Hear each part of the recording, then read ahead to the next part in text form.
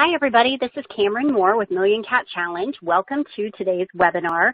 Before I introduce our speaker, Mandy Evans, I want to give you a couple of quick reminders. First of all, if you look at the bottom of your screen, look for the green resource widget, and if you click on that, you'll find links to registering for upcoming webinars. You will also be able to access today's slides, which will be available after the presentation. So if you need more information, just look for that green resource widget. Also, want to let you know this is going to be a really quick seminar today, so we want to make sure we get your questions in early so that when Mandy's finished speaking, we can go ahead and jump right into questions. So don't wait until the end. Go ahead and click on that Q&A box and get your questions in as you think of them. So let me go ahead and introduce Mandy Evans. Mandy is the Executive Director of Panhandle Animal Shelter in Idaho and the Home to Home Network. Mandy came to animal welfare over 7 years ago as the first executive director for that organization. She had to break through a fear-based negative environment where animals were housed instead of adopted and where the community did not feel supported. Through community engagement, innovative ideas, and industry partnership, the shelter has quadrupled the animals served while reducing length of stay by as much as 77%. Welcome, Mandy. Go right ahead. Thank you, Cameron, and thank you, Million Cat Challenge and Maddie's Fund for allowing me to share my shady past with all of you and our successful future. So really what I want to get across is that we have gone through some struggles in our past, and now I feel like we're on the right road. And if I in any way can help you go down that road and maybe have it be a little less bumpy, then I will feel very grateful for the experiences that I have had and that I can help you. So this idea of, does that cat really need you? This is a big thing for me to learn. And in order to kind of share what is happening now, you need to understand the past. So when I first started at the shelter, we would house around 200 cats a day. There was chronic URI where the staff and volunteers had to clean cat snot off the windows, cages, and it was a everyday, multiple times a day activity. We were denying intake if we were full, which I want to make sure everybody understands. We were definitely full. But we would deny intake with no alternatives for people, so we really weren't serving the community. Well, I reached a point where I didn't like that anymore, and our dogs were always open intake, so why not have our cats be open intake? So my brilliant idea that did go sideways was to open our shelter up to take in every single cat that needed help. So we had cats behind our front desk, we had cats in the lunchroom, we had cats in the lobby, and we also had a panleukopenia outbreak because of it. So we really make a lot of decisions in animal welfare that we believe are the best to have a pretty harsh, sometimes harsh learning lesson behind it. But every time we have that, it means a growing opportunity, and we definitely grew and learned. So we started to initiate some important things, and one of those is just providing alternatives for people so that we weren't needed as the main resource in our community. So when people lost their cats, we would put them on Facebook with a picture and try to push that out to help them find their cat again. Posting any stray cats that came into us on our Facebook page, trying to leverage our Facebook a little bit more than we were. We started a helpline so people can call us and say, you know, my cat, I need to surrender it. It's urinating everywhere, and we will talk to them about maybe having a medical exam to see if there might be a urinary tract infection. Minor things that we might be able to help, and it does cost a little bit of money, but we found that it saves us money in the long run because those cats don't ever end up in the shelter. We also initiated a wait list that I'll tell you a little bit more about, and we started a program called Home to Home. So Home to Home was a really super scary thing for me because I felt by initiating this program, the community would not support it, and I was dead wrong. So what Home to Home is, it's a website we created so when people in our community needed to surrender their pet, they could create a small pet profile, and then we would share that on our Facebook page. So any owners who needed to surrender had an option other than the shelter to rehome their pet, and their animal would never have to come into the shelter. We launched the program in 2016 and really quickly experienced a significant reduction in our owner surrenders. The community absolutely loved the program. It was amazing, especially to have that much fear and then have people really surprise you on their reaction. The biggest thing about Home to Home that was so amazing was that you had the owner, the surrenderers, you were giving them a voice. So all of a sudden, people understood a lot better why people need to make that tough decision, and it reduced the amount of shaming and demonizing that happens when people really, really need help. So the Home to Home program, due to our success, we decided to launch it into a national platform. And through the help of Maddie's Fund, we actually received money to onboard 50 shelters throughout the nation so that they can experience the same success we have. The nice thing is it's a website that has each shelter's own branding. It leverages their social media and allows them to take donations for the organization, and really provides the organization with an extension of themselves into the community with limited amount of resources being utilized to help reduce the number of surrenders coming in to the shelter. Whenever we had a huge culture change, so we used to be a very fear-based culture, and through many years of working at it, we changed to one of hope and optimism. So hope and optimism is the way to go, and we have seen a wonderful change in how we work with our potential adopters, how we help surrenderers. But one of the areas that we took this concept was in our foster program. Our previous foster manager left, and the new manager came on and said, "You have this huge stack of foster applications that were denied. Would you mind if I start there, reaching out to these people?" Well, within a month, we tripled our foster program. We had very little to no issue with any of those people that had been denied before. So really building this non-judgmental, very supportive network of foster parents you believe in, and they will rise to the occasion. So we did a short and simple application. We seek as many fosters as we can through social media. We also we did adoption ambassadors. So the adoption ambassadors there are foster families, but they go out and try to find these animals new homes without having them have to enter into our shelter.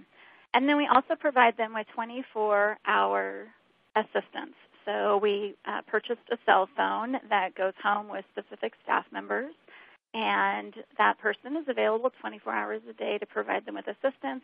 And just like anything else, it seems like a big deal, but really it does not get used a whole lot. I have a really good story about this gentleman that came in, and this picture of the man reminds me of him. He came in and he was super angry, very, very upset that his cat got pregnant. Now, his cat is an indoor cat, and it got out, and he was so angry that those irresponsible neighbors would allow their cats out when they weren't fixed, and that it was so important that if you had an outdoor cat, that your cat be fixed. And the reason, and when you were there, you would think his anger was directed right towards you. But what we learned was that his anger was really due to sadness, because he did not believe that he had the skill set to be able to care for this cat that he loved through her pregnancy and into delivering these kittens. We worked with him. We gave him the confidence that we knew he could do it. We gave him all the supplies he needed. He had the 24/7 phone number to call us. It was a brilliant experience because this man, he rose to the occasion. He helped his cat get through it. He helped with the delivery. He helped the babies. He even helped them get adopted. Everybody got spayed and neutered. And then he went into his community and started to be an advocate on how important it is to have spaying and neutering in the community, and that we were a resource and letting everybody know that they could contact us. So it's such a great story of somebody who comes off in the beginning as gruff and not what you would think and just surprises you in the end. So a wait list, another really scary endeavor for me. We did get some people that were slightly displeased, especially after my grandiose effort to accept everyone into the shelter. But we learned this is probably one of the best things we've ever done. So by having a managed intake process, we would provide people with, we would give them a wait list. So, and let's say, okay, let me back up. So our wait list would be for adult cats. So an adult cat that needed to come into the shelter that wasn't pregnant or nursing, that adult cat would be put on a wait list. And then we would do the best we could to get to those cats as quickly as possible. Now, in the meantime, though, we didn't leave people hanging. We would provide them with the litter. We would provide them with food. If they needed medical assistance for the cat, we would do the best we could. We just couldn't bring that cat into the shelter. Dr. Newberry was helping us at the time, and something she said really struck me. She said, you cannot over-prioritize the cats in your community over the cats in your shelter. The cats in your shelter have to take first priority. You have to keep them healthy and well and get them adopted so that you're able to bring these outside cats in. And that is exactly what we did. Our average wait list was about 2 weeks. Approximately 80% of the cats would come into the shelter, and we wait listed about 200 to 250 cats. But this year, something happened that I would never have expected. If you asked me last year, I would have said it was crazy. We actually didn't need a wait list since spring. We stopped needing a wait list. We're moving our cats through our system so much faster and with so much more efficiency, and by utilizing this foster system, we're really not overcrowding. The cats are being healthy. It's been absolutely phenomenal. But one of the aspects of that is that we made some changes to our budget that I think played a role in it. And I definitely believe the wait list equally played a role in this. In our budgeting cycle last year, I reduced the emphasis on adoption revenue.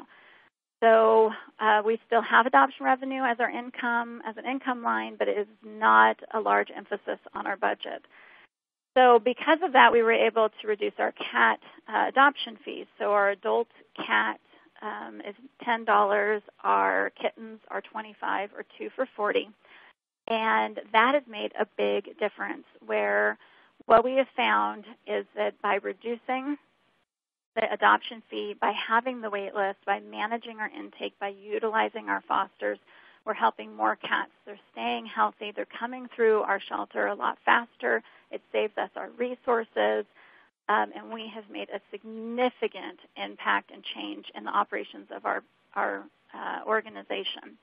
So these changes, before we were open admission, it was a $40 adoption fee and $90 for a kitten adoption. Our average length of stay was 67 days, and we assisted about 581 cats a year. Where now we're limited admission. We limit the number of cats per room. Most of our cats live in large socialization rooms. We eliminated the stray hold period, so no more 5 to 7 day hold on strays. We started charging a $10 adoption fee for adult cats, senior to seniors free, $25 for a kitten, or 2 for $40. And our length of stay went from 67 days to 18 days, and we're now assisting around 1,200 cats per year. We are charging less. We're moving them out of the shelter and into homes faster, and we're spending less. In this change, we have saved 50% in our cat expenses. So big changes, but all, and for some, and I know for me, was scary. But by going from a lot of barriers, by being basically a fear-based organization with all the barriers to adoptions and, oh my gosh, what will the community think if I do this? Moving towards optimism and hope and trust and believing in people, we have significantly increased the number of lives that we've saved. So wow, Mandy, that is so exciting and such great information to share with everybody. Now, if any of you in the audience have questions, please remember to type it in on your Q&A window. But I'm going to go ahead and kick it off by asking, Mandy, how were you able to either convince your board of directors or to justify to the people you needed to justify to about reducing the adoption fee, and like, where's the money going to come from to pay for all the medical? That's always a big question that organizations bring up. Like, we'd love to do this, but we don't have the money. So, one thing is, and I have the luxury that my board has a great amount of faith in myself, and when they approve the budget, they approve it as a whole, so it's not done by department. So I was able to go through and make the adjustments needed, and it's a leap of faith. I also have a thrift store that brings in revenue, so I'm not reliant completely on those operational revenue sides. But I'm working on something, and I'll talk to Million Cat about whether or not I can get it out to everybody, but it helps you see what your expenses are for a cat. So as an example, you have your fixed costs in your shelter, and then you have your processing costs, your intake costs. So what does it cost to vaccinate, and what does it cost to spay and neuter, and what percentage are you needing to spay and neuter? And then you have your average sheltering per day cost. And when you look at how much you're charging with an adoption fee, and you look at how many cats on average you're housing, and for the length of stay, and the longer length of stay, your medical goes up, there's an equation that can be used that basically will show that right now you are most likely spending more money than you are making on your cats if your cats are staying at the shelter for a long period of time. That was correct. That's what we try to talk to people. No, it's totally great. Definitely cost of care should really factor in on that. Now, with the home-to-home program, can any organization get involved in that? And what would they need to do to learn more about home-to-home? Absolutely. So because of Maddie's Fund, we're an animal shelter just like everybody out there, and we started this program, and there are costs to initiating a home-to-home page for shelters throughout the country. Each shelter has their own branded page, so that takes programming.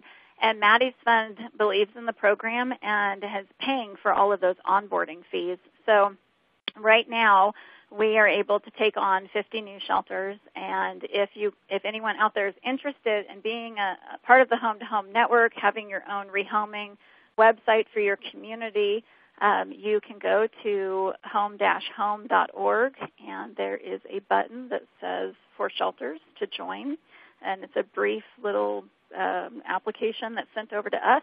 And there's a lot of support that we can provide with press releases and marketing and Facebook pages and assistance on getting the program started and supporting the shelter and really seeing this wonderful program go into your community.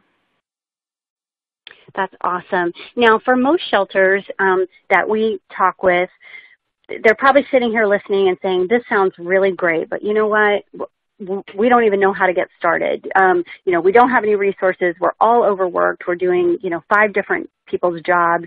So what would you recommend to someone who's working either in a municipal or a private shelter about how to get started and what they should do? How to get started on the overall what I talked about today, or just the overall, like how to help people where they're at so that these animals don't have to come into the shelter. Oh my gosh, I think it's, with anything, it's baby steps, but the number one most important aspect of all of it is buy-in, and buy-in from the team and leadership and culture, and really understanding and owning the fact that you play a significant role in the community, and how do you feel that you can help the community. I don't know about everybody else, but I'm going into my budget season, and that's a good place to start, where you start to figure out, okay, can I reduce my what we call our operational fees? Like, what if I don't charge a reclaim fee on every cat or dog? Would that move them out faster? Really having an idea of what your priorities are and moving those animals through your system quickly, and then adjusting things, or even just looking at what you could adjust.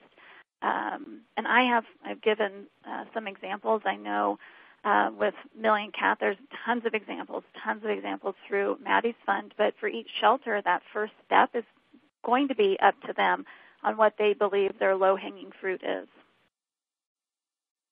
We also hear a lot that the community is never going to buy this. Like you're not providing any help. So did your staff have those same fears, and what did they find out was really the truth once you started this?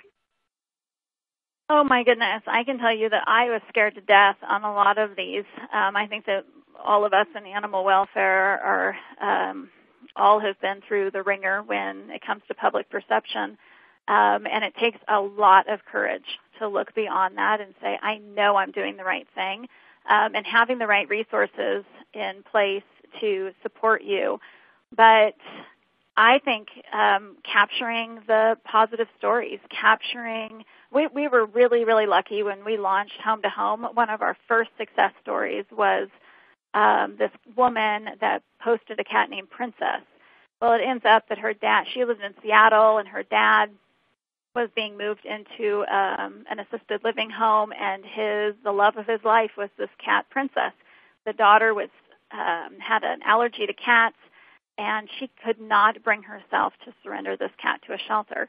Well, through Home to Home, she ended up finding a home for the cat really quickly, and was so positive, gave us testimonials, and then we pushed that information. We let people know that this is why we're doing it. And I think really being clear and trying to not be defensive and to understand what people's apprehensions are, and listening to them, being open to it, that we don't always have to prove that we're right, just to give some information and education to help people change their minds. But the proof is in the pudding, and it's scary, but once you start doing it and people start appreciating it, it's the best. That is awesome. So how were emergency surrenders handled, such as like house fires or homelessness of the owners? So this question is coming in from Young Williams. So we actually will take them in. So with if we had an emergency, we'd call on our foster network, or we would figure out a way in the shelter to be able to bring them in. I know that that's a fluffy answer, but each individual situation is different.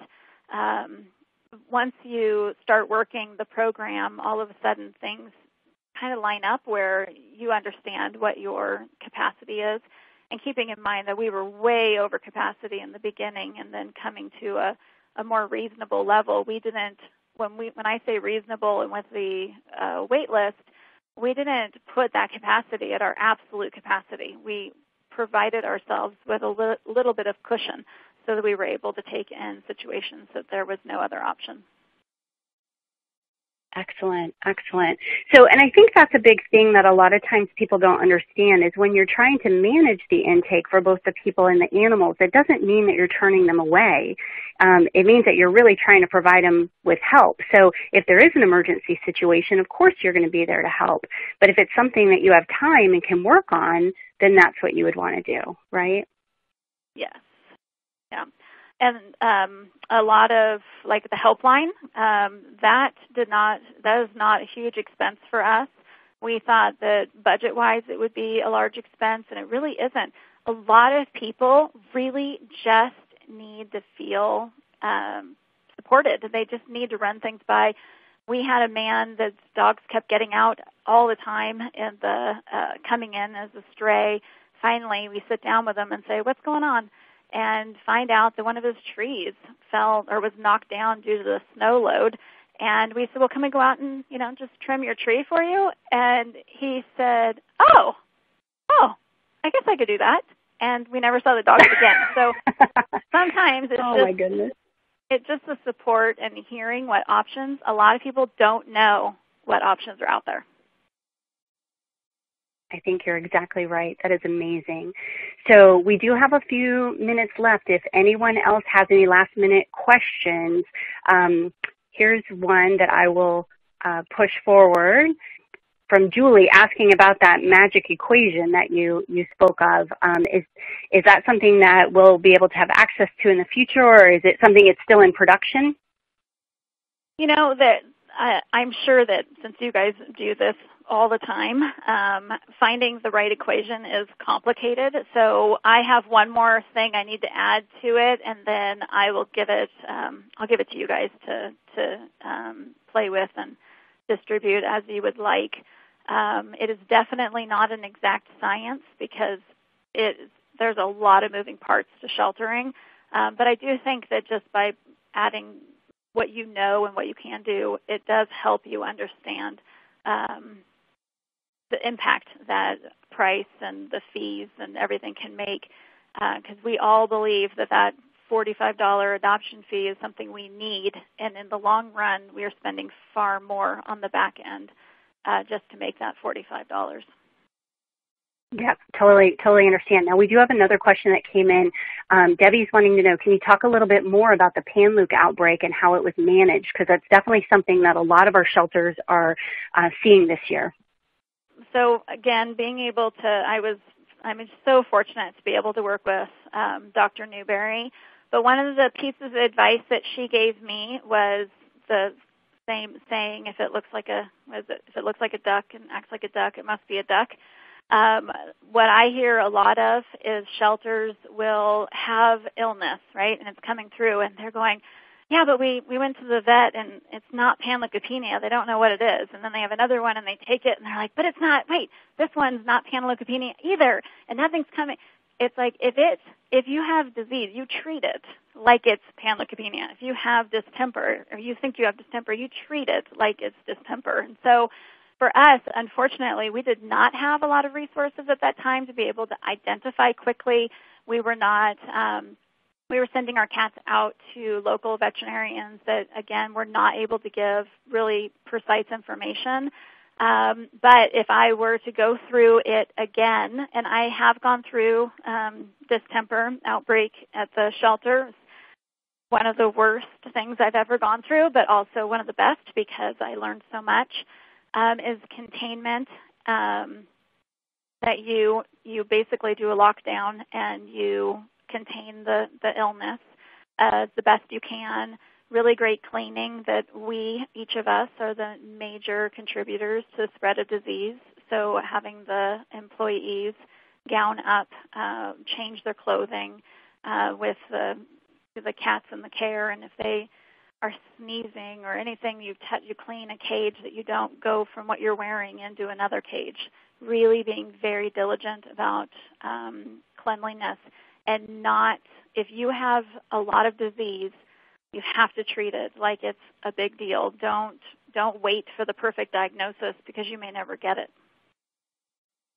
That's excellent. And I'm sure now that fewer animals are coming in and they're moving through quickly and you're not dealing with overcrowding, a lot of that contributes to preventing a future outbreak as well. We have not had, knock on wood, but we have not had a lot of illness. Vaccinating upon intake is huge. We used to have ringworm issues. That is all gone. It's just, I don't know, vaccinating on intake, controlling your population, ensuring that you're not overcrowding, and really removing your barriers are incredible ways to ensure that your population stays healthy and that you're moving these wonderful animals into new loving homes. Oh, Mandy, such great information. Thank you so very much. We're almost out of time, so I just want to remind everybody, click your green resource widget at the bottom. Look for our next webinar coming up on October 4th, Keeping Cats Out of Shelters. That's going to be another amazing one. And we really appreciate y'all listening, and thank you so much, Mandy, for all the good information you provided. Thank you, and thanks for having me.